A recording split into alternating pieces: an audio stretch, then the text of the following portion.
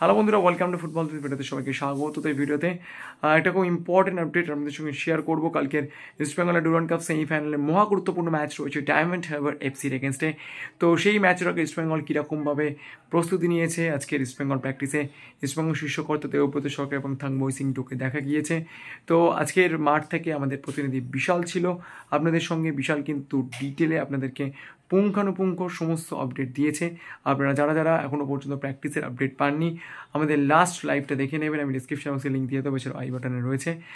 কিন্তু যেটা সবথেকে গুরুত্বপূর্ণ বিষয়, আপনারা অনেকেই জানতে চেয়েছেন যে মোহাম্মদ রশিদ কি সেমিফাইনালে আসবেন।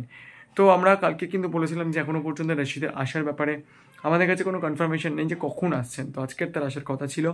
তো আমরা যতটা আপডেট এখনও পর্যন্ত পেয়েছি, খুব সম্ভবত কালকের ভোরবেলা হয়তো মোহাম্মদ রশিদ আসতে পারেন, এইরকমটাই কিন্তু সূত্র মারফত খবর পাওয়া যাচ্ছে। তো আপাতত কিন্তু এইটুকুই আপডেট। আমরা ফার্দার যদি কোনো আপডেট পাই অবশ্যই আপনাদেরকে জানানোর চেষ্টা করবো। তবে আপাতত আমরা এইটুকুই জানতে পেরেছি যে মোহাম্মদ রশিদ খুব সম্ভবত কালকের সকালবেলায় হয়তো তিনি আসছেন। তবে সেমিফাইনালে তাকে ব্যবহার করবেন কি করবেন না অস্কার প্রধান, সেটা কিন্তু সম্পূর্ণভাবে তার উপর ডিপেন্ড করছে।